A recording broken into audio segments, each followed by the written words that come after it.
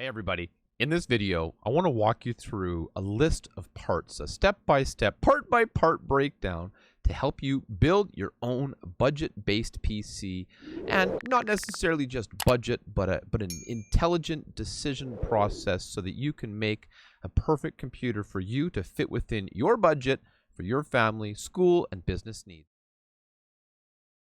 Right. So, computer cases. This is sort of a subject that really comes down to personal taste. And I would imagine how much space you have, where you want to put this kind of computer. I don't know what's going to work best for every single person. Personally, I have one of those large, extra large E or extended size cases, or a full tower case, we might call it. But for some people's kitchen, living room, office, you might just want to make a small little mini case. And the case that we choose, the size of the case that you choose, is really going to determine many or most of the parts that are going to go inside of that computer. You can take a very small case and build a very high-powered computer, and you can also put a very budget-conscious computer in a gigantic extended case. So it really comes down to your taste, your desire to build. And also remember that building inside the case can be quite the experience. The larger the case, the more you're going to be able to fit your hands inside it, right? So unless you have very small people to help you, take that into consideration when you're making your choice. And also remember the aesthetics of that case. I have 3 pictures of the examples here above me, but overall there are hundreds and hundreds of styles of cases out there. There's different materials such as tempered glass, steel. You can find very, very interesting and customized computer cases in different colors, lighting configurations. There's a whole bunch that goes into it. So this to me is the first choice, or one of the very first steps that you should make in building a computer, is decide what case you want to build in and which case is going to suit your needs. The first option in choosing a case would be the mini one, or the smallest of the computer cases. This is the type of thing that if you have very limited space to contain the computer parts, or to contain the tower that you need to put all the processor and main components in, this is something you're going to want to look into. It is likely going to end up being the most budget conscious choice. As you can see, I have a few examples here from the Memory Express webpage, which is a Canadian computer company, to my knowledge. One that I've shopped at many times. They've always treated me very, very well, and have no affiliation with this video, just a personal preference right there. As you can see, there's a case there at regular price, only $49, and I think ranging up to about $150. So I would say that's actually a very good range of price to expect for a mini case. Anywhere between $50 and $150 really comes down to personal preference and style, but again, the budget is one thing that we've talked about in this video, and mini tower is going to be a great place to go if you're looking to save some cash. Keep in mind, though, that the larger the case, the more airspace is inside that case. So when we look at the next 2 options, just remember that those 2 styles of cases, the bigger ones, are going to actually accommodate more fans and more cooling potential. So depending on what kind of components you're going to put in, if you're going to try to cram a high-powered computer into a small space, you will have to really put a lot of effort into your cooling solution as well. So the next option in my list of cases here would be the mid tower, or the ATX size. Now that relates to the motherboards, and we'll talk about that shortly. But basically, I would say that a mid-sized tower is going to be your average computer case, the type of computer that most people will likely end up buying. As you can see by the examples that I have up over here, prices are ranging there from about $85 again to about $150. You can find some deals, get them down pretty low, and you might have to spend a tiny bit more to get the style or the look that you're after. Just know that this is probably the one that if you go to a computer store and you just say, hey, I just want to get a case, and if they don't really know what you're after, this is probably what they're going to be offered to you. And when you Google computer case and you're looking on the old Amazon or other online shopping sources, you will probably find a majority of cases to be in this category. This is what I started with. This is what most people start with. And if you're in doubt and you're not 100% sure what you want to do, or how much expandability or room for growth and rebuilding of that computer you want into the future, this is going to be a pretty darn good choice for almost every computer use case scenario. All right, now we're really talking about building a serious computer. you can still really find some good budget choices for a full tower option. As you can see, there is one featured here on my list of samples for about $70, but the majority of cases in this category are going to run you around the $200 mark, maybe a little more, maybe a little less, depending what you're looking for. This is the kind of tower that allows you a lot of room for expansion in the future, for adding a lot of cooling, for adding, a lot of storage options. You can accommodate the largest of graphics cards, and there is really good airflow typically found in these cases. Be aware though that if you have a limited space in your room or wherever it is that you're putting this computer, these things can stand, I'm looking at mine next to me here, a couple of feet tall, be a foot or so wide. Just take that into consideration when you're doing your builds. But it's also, if you got big hands, and I don't have gigantic ones, but big enough to work in a little case can be a bit of a challenge. These are going to be much easier to work with as far as the accommodating humanity, so to speak. So just keep in mind that while there is a wide range of cases, for the average person, I would recommend a mid or full tower, just based on my experiences. And I think that those mini are really left for specialty situations, or if you're really determined to cram it into a small space.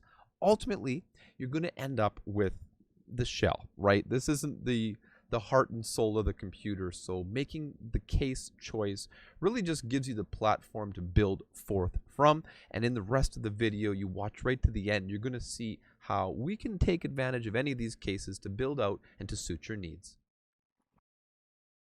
So the motherboard, right? What is the motherboard? The motherboard is the central circuit board that allows all the other components of the computer to work together. So this is where we bring the power and the processing and the storage, your display, everything connects into the motherboard.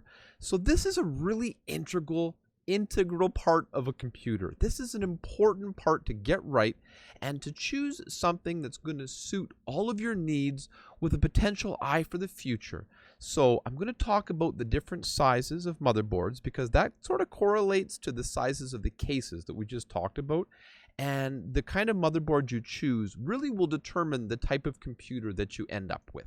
All right, so the micro ATX motherboard. Now I'm going to read this directly off of the old Google machine. It's basically Advanced Technology Extended. That's what ATX stands for.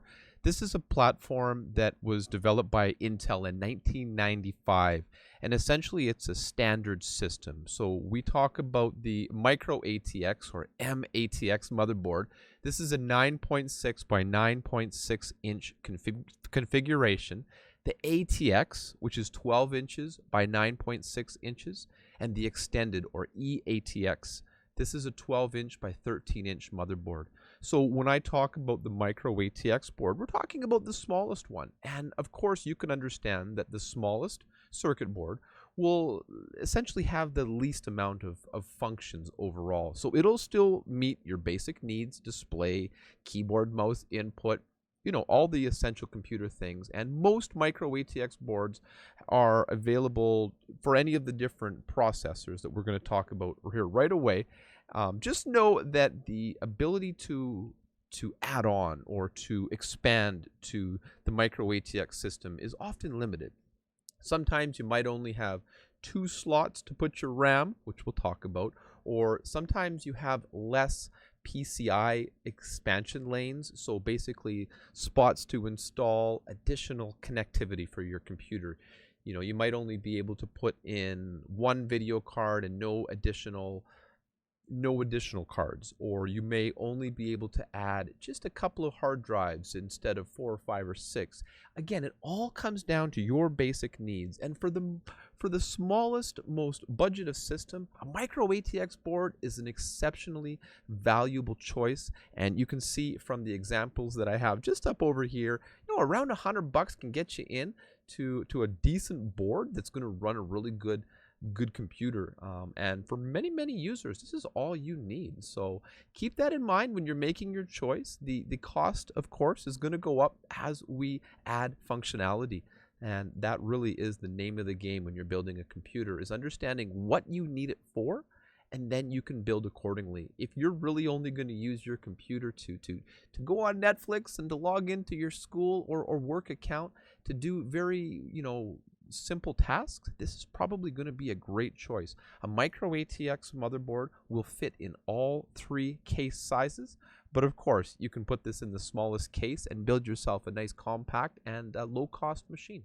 All right, so the ATX motherboard. Now this is the one that's basically perfect for the vast majority of computer users. You're going to have a good amount of expandability, beyond the basic setup. Usually there's a high capacity for storage, for RAM. You can have all of the mainstream processors attached to this motherboard. You're going to have basically everything you need. This kind of motherboard, this one is going to fit inside of your mid-size tower, your extended size tower, but it will not fit in that little small mini tower. All right, so now we're talking about the big boy motherboards. These are the eATX or the extended ATX size. This kind of motherboard, you go all out. The prices, as you can see, are reflective of that. You're going to be able to have the latest technology as far as storage expansion capacity goes here. You're going to have multiple drive options, the highest level of processors, graphics cards, the absolute, the most and newest of everything. The prices, as you can see here, are definitely more in the premium department than the budget department. But for some people, this is the kind of motherboard where you start off with a really high-end motherboard and you can save money on all the parts that connect to it, and then you can gradually upgrade and improve the rest of the system around it over time. This one is only going to fit in your full tower case. There are some mid cases that you can fit an eATX board into. You want to really check the documentation of that case before you make that kind of decision, but it is possible in some situations. So this one here, doesn't quite fit in the low budget, but it could fit your budget if your budget is for a highly functional and, future forward build.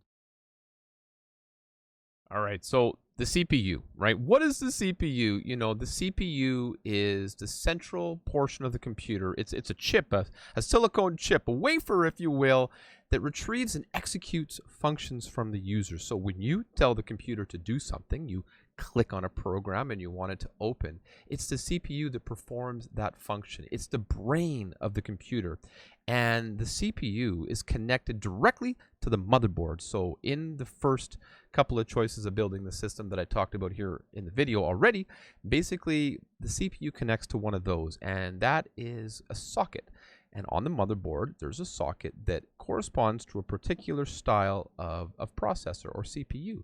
Now, you're going to choose your CPU based on the kind of functions that you plan to use the computer for. So, for example, if this is a business computer that you want to use, for home work, you want to do video conferencing, you might have a word processor open, you might have a Word document or, spreadsheets, you have your Chrome or other kind of internet browser open. This is the thing that's going to allow you to execute functions in all of those different tasks simultaneously, essentially. And there's multiple, cores, there's instruction threads, and it essentially allows the processor to do work at the same time. So if, for example, you have a processor that only has 2 cores and you have Microsoft Word, and say it only has 2 cores, and in one window maybe you have your video conferencing software running, and then in another window maybe you have a video running, I don't know what you got doing. If you try to execute a third function with only 2 cores in the processor, you might experience some system slowdown or some lag or some kind of a delayed response to the computer. So we have to consider that modern computer use typically involves doing more than one thing at the same time, or at least having multiple programs open at the same time. Now, this correlates, of course, directly to RAM, but it is important to think that, in my opinion, the least number of cores that's going to be functionally efficient for the average user, I think, would be 4 cores. So when you look at the processors and you try to narrow down which one should I go for, well, That's something that I think is really, really important. Now, when we look at the number of cores and then we look at the two main brands, that's Intel. That's the one you probably heard of most. And over here, that's AMD, and they have their Ryzen line. So to me, they're both excellent, excellent products. You know, they've both stood the test of time, and they've been competing back and forth with one another for many years.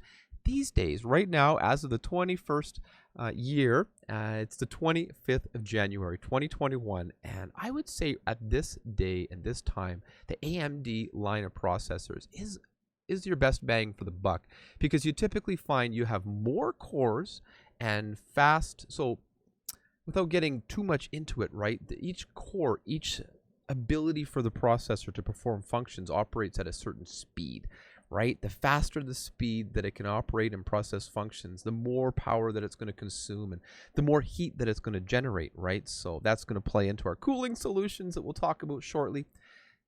It all comes together, right? So you want to find the best bang for the buck to perform the number of tasks that you need in the most efficient manner. And this is where AMD really seems to have come together with a high number of core counts running at a good speed for a decently efficient amount of power consumption. And I would recommend that for the average user, something along the lines of the AMD 3000 series is really a good choice these days. And if you're going to want to go Intel anyway, which is the product that I've used my whole life, so I would say that an Intel Core i5 or i7 would be a good place to start for reliable and very consistent computer performance. So look at your motherboard. You're going to see what kind of processor it has. An average Intel motherboard typically has an 1151 socket. So you're going to look for Intel 1151 sockets.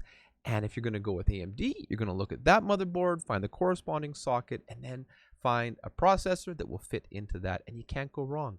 Once you've done that, you're just going to work within your budget. And, you know, each of these subjects, I can't go into everything in this video, but understand that roughly 4 to 8 cores is really a great place for most people, and it's going to get you where you need to go. School, home, light usage, business functions, and even gaming these days is absolutely going to be fantastic on pretty much any of these products. So if there was a part in the computer that I would say is sort of like I don't want to say future-proofing, but the thing that maybe you want to spend a little more and save a little bit on something else, definitely look at the CPU as being a really important choice, and one that you might want to center your whole build around, okay? So this one, I think it's really important, and don't be shy to talk to different retailers, to do some more research online, and continue to understand at a deeper level what CPU is going to work best for you. When we're looking at the cost of the different CPUs,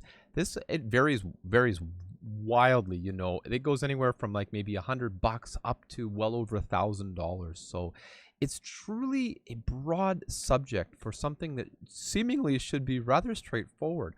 I personally just pulled up the word CPU in the Memory Express search here, and these are the top 8 choices that are available. And even there, you can see $150 up to, you know, almost $700-800, and that right there really goes to show that it has a lot to do with what you need and what you can kind of get away with. If you filter down into the Intel choices or into the AMD choices, and then you subdivide into the type of motherboard socket that you have, and you're going to find very quickly what it is you're probably going to need to spend to get the kind of performance in a computer that you're looking for your needs. Ultimately, though, you know, the choice is yours. I would say, like, you know, pick the one that might be one step above what you think you need. And I do think that, you know, when your computer is operating at a really smooth and efficient rate, you'll be thankful that you did. So computer RAM, what is that, right? Random access memory. This is a kind of thing that was described to me when I was younger as the scrap paper of the computer, okay? So it's sort of like the working space. So if you open a program and you want to be able to access it, it's going to get loaded into the RAM, if you will, and then the CPU can access that information nearly instantaneously, and basically it can just throw data into the RAM and retrieve it back and forth very quickly, so that as it's doing its calculations, as the CPU is doing its calculations, the RAM acts as the sort of operating space for that CPU to function. So what RAM do you buy? How much RAM do you get, you know? How many of those sticks do you need? I would say if you're running a Windows 10 system, which is basically what this video is all about. However, you could be using Linux, which we'll briefly touch on in a few minutes. You really want to go with about a minimum of 8 gigabytes of RAM. So 8 gigabytes, you know, that could be all on 1 stick of RAM, 2 sticks of RAM. It could even be on 4 sticks of RAM. It just depends on which ones you buy and, you know, what the configuration of your motherboard is. So it all goes back to the motherboard. What RAM are we going to put in? If you picked one of those mini ATX boards, you know, you might only have 2 RAM slots. So to get 8 gigabytes of RAM in your system, you'll need 2 4 gigabyte sticks.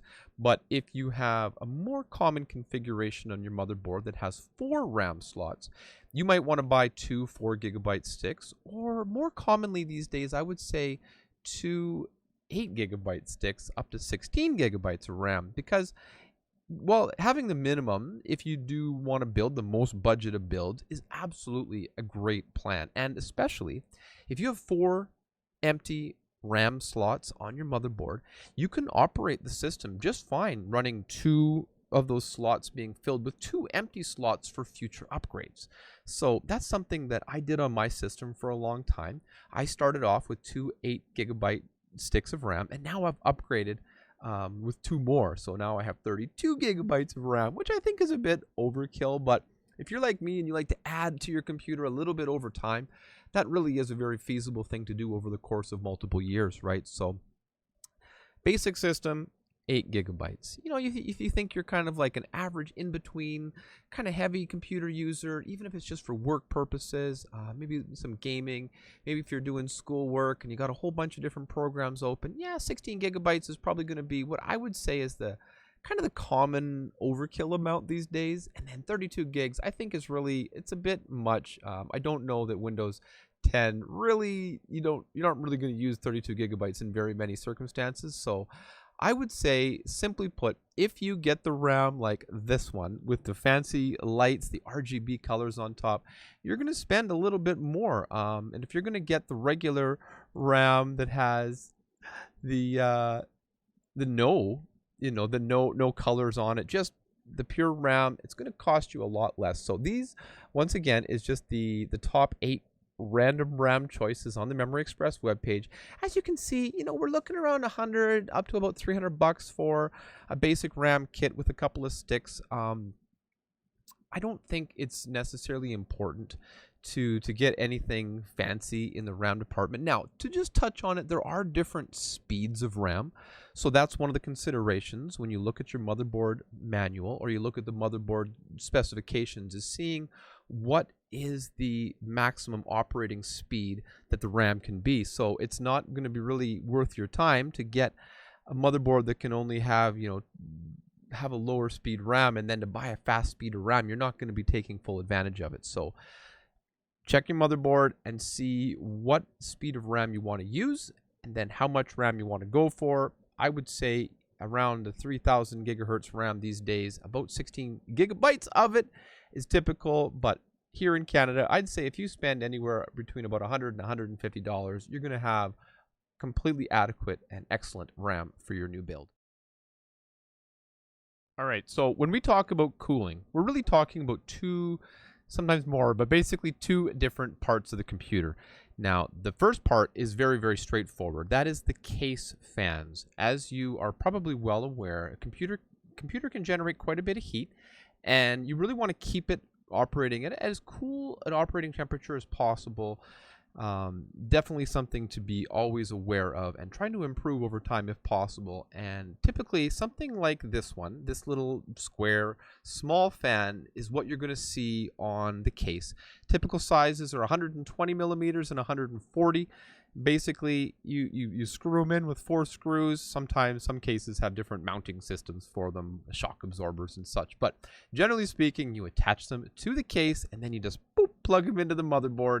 And that's that. You can control some of their settings sometimes in the BIOS, the primary part of the computer motherboard operating system. But basically, you keep the fan with a positive pressure. So you want to bring in a whole bunch of air. Say maybe you have 2 fans on the front of your case and you got 1 exhaust fan on the back. So you bring the air in from the outside through the front and then exhaust it out the back. And the other part of the cooling, that's not just the overall interior aspect of the case, but that CPU, that central processing unit, that gets its own special cooling. So if you look to this side here and up there, that one right there, that is your processor cooling units. And the one over here, this one is basically, you see on the bottom, there's that little copper plate, and you fasten the copper plate to the CPU onto the motherboard, and you put a little thermal paste, a little bit of like a tiny little amount of this pea amount of like a little kind of a thermally conductive paste, and you put that between the processor and that copper piece. And what that does is then radiates heat out through those pipes, and then it's kind of hard to see, but there's little like fins, right? Little fins there. You see those little fins up in there? That helps to dissipate the heat, just like the radiator of a vehicle. And then the fans on the side, they especially push air across the fins so that the surface area of the fins can help to dissipate the heat from the CPU, so that it can always keep your system operating at an optimal state. And just be aware that if you run your CPU hot over time, it can degrade its lifespan and definitely cause a lack of performance over time. So this style here, this is your common average cooler that you're going to see. This one up here, that's a liquid cooler. So that's an all-in-one or AIO cooler. And essentially what it does is that little red disc up in there, that has paste already on it. You attach it to your CPU, you screw it down to the board, and then those tubes circulate through a radiator that's attached to the fans, and that exhausts out the computer. Now, I've only used one once, and I've had really good experience with my AIO cooler. However, for many, many years, I used one of these as well. So case fans, non-negotiable. Fill your case slots with the fans that you can afford, and really that's pretty straightforward. But cooling your CPU, I think, is quite important. And in my personal experience, my AIO cooler has been exceptional. I run an i7 9700K, which is a little bit older now CPU, but still quite excellent. And the AIO cooler keeps it at a very, very nice temperature in the 50s and 60s in the Celsius degree range. So definitely, let's have a quick peek here. I have some of the ones just up on the Memory Express webpage. You can see for $175, you can get one of those nice AIO coolers. And then the case fans, anywhere from $15, maybe $30, $40, $50 if you get the fancy RGB ones, you know. And then you can see this, which one? Nice little, well, second from the right on the top row. That Noctua cooler there, that's a CPU cooler very similar to this one. So really, you have to decide, do you want to have the large fan system or do you want to have the water-cooled system? And you just have to take a look at your case to see if it can accommodate either one, because these fans can be tall. They can be quite large, you know, and they'll sit up off the motherboard. So you have to see that your case has enough clearance, right? And if you're going to get one of the AIO coolers, you have to make sure that the radiator space is going to be adequate on the front panel, the bottom, or the top of your case. Okay, so check to your case specifications to see what kind of cooling is available, and then make your choice based on your budget. I would say here that cooling is important, and I think it's an often overlooked aspect of computer building. So take a few minutes, get it right, and I think you're going to be really happy with the performance of your machine over the long run.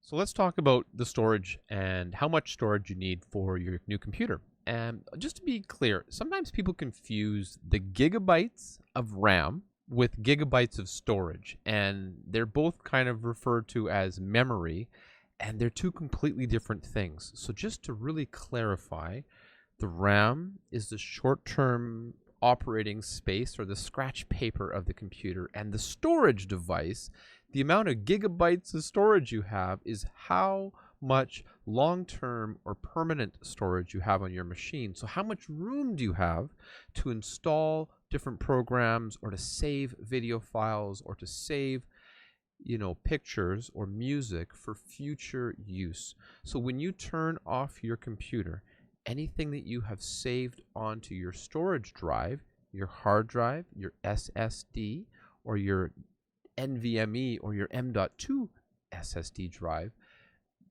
basically will still be there, and anything on your RAM when you turn off your computer will be immediately deleted. So keep that in mind, that they are in fact two different things, and nothing gets saved to your RAM. Everything gets saved to your storage, right? So what kind of storage devices are there? Well, this one right here, that's a hard drive. That has physical platters, or just big, round, flat layers, kind of like multiple records in a record player, all stacked on top of one another with little like needles that go across them, just like on a record, and they read the data at a reasonably quick operating speed. And you can get those any amount of space down to, say, like 250 gigabytes up to several terabytes. 1 terabyte is 1,000 gigabytes. So that form factor right there, that size, is the same for all hard drives. So most of the towers that we've looked at, most of the cases, have room for at least one of these, if not two or more. And that's something to consider. Now, the thing to really consider, and I'm sure you've heard this before, people say that SSDs, an SSD drive, will be faster. And that's true, because instead of having those moving parts like inside a hard drive, SSDs are what stands for solid state drive. It's just like the memory, just like the storage capacity on your smartphone. And that is what I think the average user really should aim for, is to have an SSD on their computer. And this other one that I have right beside me here, this is what we would call like a next generation SSD. Now, not all motherboards have the capacity to install an NVMe SSD drive. So you really want to look at the motherboard specifications to see if there is space for it's also referred to as an M.2 drive. What this is, it's a very, very fast storage medium, and I've been using this exact drive here, the 960 Pro, made by Samsung. Honestly, it makes your computer feel so fast and responsive, and I think it really helps you get the most out of your parts, because if you get a great processor and you've got fast RAM, your motherboard is a nice model that's integrating all these components very efficiently, and then you get a big slow old hard drive, you're only going to operate as fast as your slowest part. So at the very bare minimum, you want to get a regular SSD drive. And if you do have the budget or the capacity to have it installed on your system, I do recommend these NVMe drives. So take a peek to see the top choices on the Memory Express website are not incredibly expensive. You can see for 240 gigabytes, I think that is there, for $45. And this is where you need to think about, what are you using this computer for, right? If you're the kind of person who intends to download large video files, or maybe you want to dump all the pictures off your phone onto your computer so that you can edit them, you're going to want to have a lot more storage capacity. But if you're a student who does everything online, maybe you're using Google Classroom and Google Drive, and all of these things are stored on the cloud, stored on the internet, then you don't need a large amount of storage capacity. You really just need enough capacity to install the programs that you need to use. And if that's only a web browser and a word processor, Windows, and maybe a couple other video conferencing software, the smallest capacity of storage device will be sufficient for your needs. At that point, you just need to consider, do you want to use a standard old school hard drive? Do you want to use that SSD up in the corner there?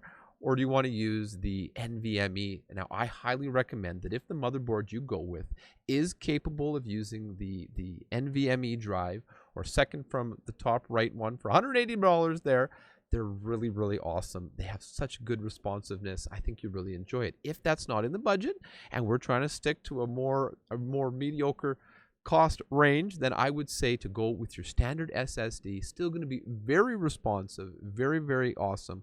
I used one for quite a while and always enjoyed it. So this is the kind of thing, it just depends on the responsiveness of your storage that you want, and the amount of storage that you need, and the form factor you want to go with. I personally have 2 M.2 drives in my system and 4 hard drives, just because I like to have that fast, responsive space to install programs such as games. So I put my games on this little guy here on the NVMe drive. But then like my music and my movies, that and pictures is all stored on a big old hard drive. I use a Western Digital black drive because they still have a reasonably good performance. So just to keep in mind, no storage device will last forever.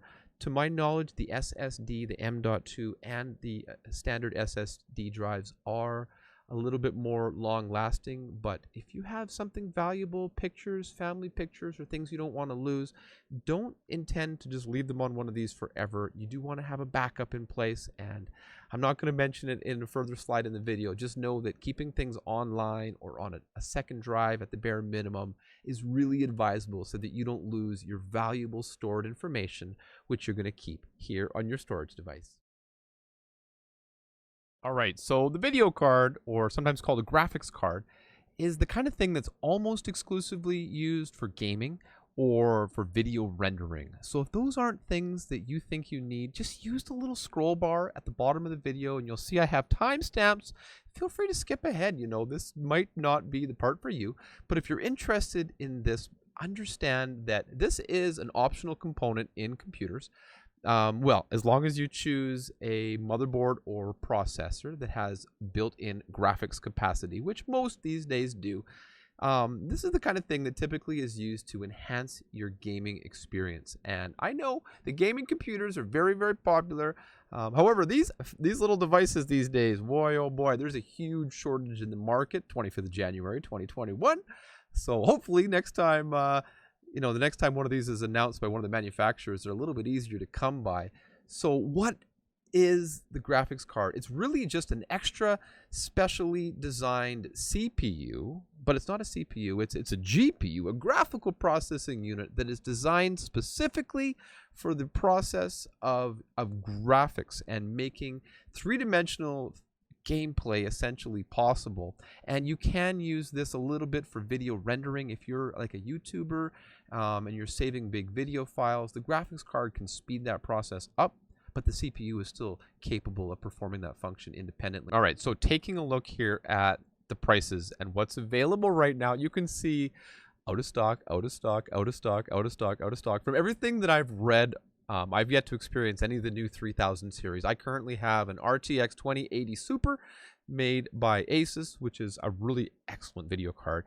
And from what I've heard right now, the sweet spot for most gamers would be a 3070, an NVIDIA RTX 3070 or 3080. However, AMD has just come out with their own line of high-end graphics cards as well. So it's really kind of like trying to purchase a unicorn, trying to get your hands on a video card these days. Basically, it's the kind of thing that you do want to take into account what graphics card it is that you want to put in the computer. You want to make sure that that motherboard is capable of supporting it as well. You want to make sure that the case clearance is enough lengthwise and height-wise that this video card can fit in your computer. They are quite girthy. They are pretty thick boys sometimes, so keep that in mind when you are going to pick a graphics card. And to touch on the next point of the video, which will be the power, these things do consume a lot of energy. So if we are going to choose one, we're going to have to take a look carefully at the next section of the video and pick an appropriate power supply to match the video card and the rest of the computer. All right, so when I'm talking about getting the power supply for this computer, I'm thinking about three different things. I'm thinking about the efficiency rating, I'm thinking about how much wattage the power supply can output, and the style or the construction of that power supply and how it connects to the rest of the computer.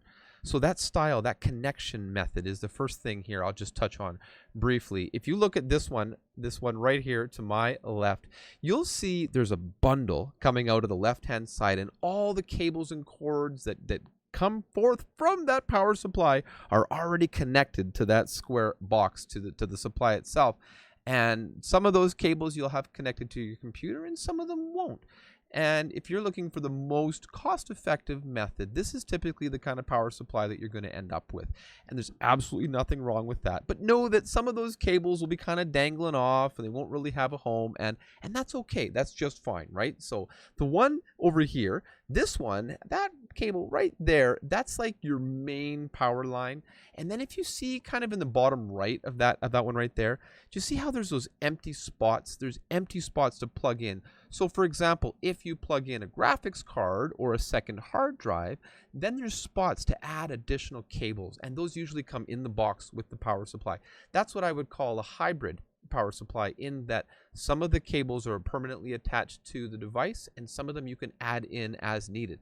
And then if you look up here, this is a fully modular power supply. So there's just the power supply. All of the cables that you could use are already included in the box but not pre-attached to the power supply. And what that does, it allows you to only connect what you need, therefore keeping the interior of your case quite clean and tidy and organized. And honestly, for many PC builders, that is a highly coveted design technique, is trying to cable manage your system in the most tidiest manner. And honestly, for your first build, just make sure your cables aren't making contact with your CPU or your RAM, and that they're generally out of the way. Use a few tie wraps to kind of tidy things up, but this is the kind of power supply that I would say most people are going for these days, because they give you the most customizable experience. And then when we talk about the efficiency of them, this little chart here, I'll just kind of stretch it out a little bit, it really shows you the different ratings of power supplies. Now, the one on the left, that 80 plus, I've never seen that one personally, nor an unrated power supply. I don't know that those are commonly found on the market. However, that 80 plus bronze and an 80 plus gold and 80 plus platinum are ones that I've seen quite regularly. For many, many, many, many years, at least a decade or more, I used a 650 watt 80 plus bronze model. Never failed me. In fact, one of my kids is still using the same one today. I'd say the two average efficiency ratings that you're going to find on most power supplies, there's going to be the bronze and the gold. So really what that's going to mean is that it's going to basically use the power you give it slightly more efficiently, but it does come at a cost. So to take a peek here at the costs of these different ones, basically you're going to be in and around $75 to $150. It can go much higher, because the thing is, you're going to choose a power supply based on the other components of the computer. So if you have a low power processor, a minimum amount of RAM, 8 gigabytes of RAM, you just have one little SSD drive and nothing else really going on, you don't need a big power supply. Those components are only going to draw the bare amount.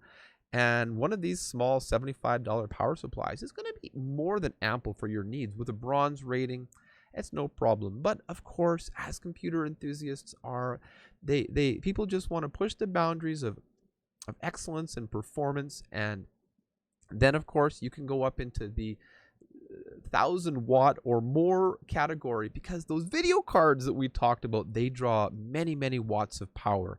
So that's something you need to really take a look at if you're going to be adding a video card to your computer. I think this is like the most important thing to think about. If you're going to be adding a video card to your computer, take a look at those cards, take a look at the power requirements, and plan accordingly. For the newest 3000 series cards, I think, to my understanding, like a 750 watt power supply is like the minimum you want to go with, maybe even 1,000 watts or more.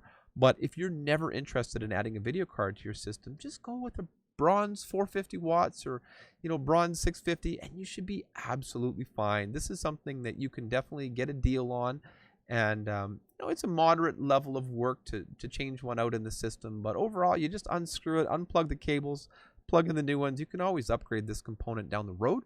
So something to think about with your budget is that you don't need to go excessive on your power supply unless you have excessive power demands. All right, so quickly then, what operating system are you going to use on your computer? I do think it's essentially going to be Windows 10 for like 99% of people. It really is the most popular operating system in the world. Of course, if you're going to buy an Apple computer, then this video wasn't for you, and you're not going to be worried about that. So the other operating system that some people don't know about, it's definitely worth reading about, is called Linux. It is free. Now, it is not terribly user-friendly. You do need to have a pretty high amount of, kind of DOS or Unix-based operating system experience to really be comfortable running Linux. There are some graphical user interface versions of it that are out there that are quite good, but I would say for the average person, you're going to want to get Windows 10. And then if we're going to bring in just to see the costs now for the average person, $150, that's going to be for your fully licensed Windows 10 home version. Just know a little tip is that if you do have another computer, you can make a Windows 10 installation USB drive. I think it needs to be 8 gigabytes or more. You can download that for free on the internet. Create Windows 10 USB. Google that. You should be able to download the boot disk creator, and then you can install Windows 10 for free. And then if you want to verify it or make it a legally licensed copy, then you can spend the money down the road when you're ready to do so. I don't remember all of the different functionality that may or may not be removed with the free copy, but Microsoft, to my knowledge, is absolutely keen on getting Windows into the hands and homes of as many users as possible. And that, I think, is partly why there's basically a free option available, so that you can verify it when you're ready to do so. So one thing to take note of is if you're using one of these physical copies, if you're buying a disc, you need to remember to buy a DVD drive for that computer. They're usually really very cheap, something that you can just kind of pop in for 20, 30 bucks. But just do keep that in mind. If that's going to be a part of the build, it's something you're going to want to be ready for. Otherwise, you just get the computer set up, get it connected to the internet, and then you can just download it directly from Microsoft.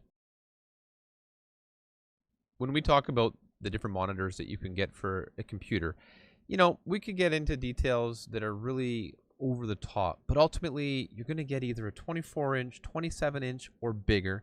You're going to get a flat screen, or you're going to get a curved screen. You're going to get a panel that's basically good for just general use, or you're going to get one that's really highly rated for gaming. So that kind of sums it up. The average user, you want to get that budget build going on. I would just say a flat 24-inch panel. You can probably get one in and around the range of about probably $150. That's generally what I've gotten the monitors for my home. I would think that if you want to have that little bit of an enhanced experience, a 27-inch monitor, my kids love them. They're really good for all the online schoolwork they've been doing these days. They got a lot of real estate to kind of work with, and I think it's a great upgrade path for you if it's not the thing you need to get immediately.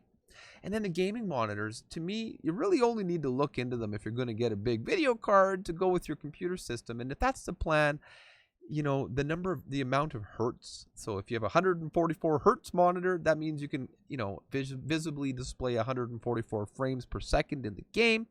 And you want to get a nice, fast, responsive panel with high color quality. This is the kind of thing that can really be easily upgraded over time. It's just a matter of plugging it or unplugging it from the back of the computer. But it can really drastically impact the budget of your build, right? So depending on your needs, really depends on the monitor you'll go for. Generally, it's the kind of thing that your space can also dictate. So if you have just a small little desk in the corner, or if you got a big, expansive, large place to put it, there's huge, beautiful, ultra-wide monitors out there that are just an incredible experience. So it really is something that if you have the chance, go into a store.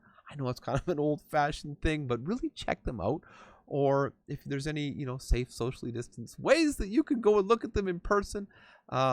Usually bigger is better, but not always, depending on your needs. Don't forget about the keyboard and mouse.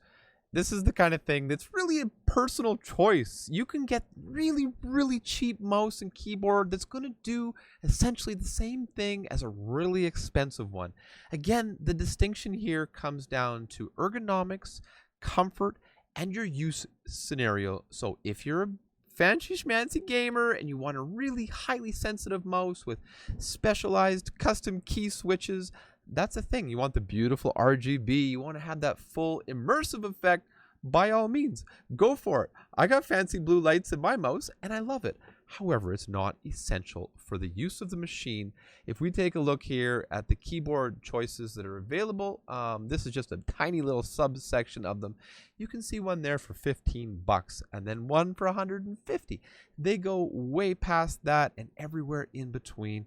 So this is one of those physically impactful things that it really comes down to your own personal preference. I use a keyboard that's called the Razer Ornata Chroma, and it's got this like super cushy wrist rest. It's got a magnetic strip on the side that just kind of clicks in, and it just is amazing. I love it because then you get a really cushy wrist experience on the keyboard. And then if you're going to talk about the different mouse that are available, you know, you can see $12.99. There's one there for $70, $80, $100, $200, $500. You know, a lot of the mouse specifications comes down to the click sensitivity, to how accurate the tracking is, and the actual weight of the mouse. Because if you're doing gaming, you want to have a really light mouse so you can whip it around quickly and not have a lot of that kind of restrictive movement. But again, it comes down to personal choice, personal preference, the different build, grip, ergonomics of it.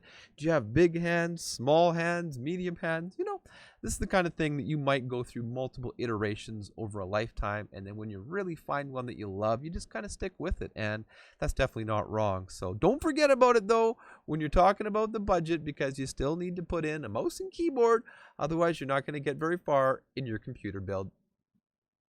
So thank you so much for sticking with me as we go through all the parts to build a PC. Now, we talk about budget, and we can absolutely pick the cheapest and most compatible parts and get something really within a very tight budget.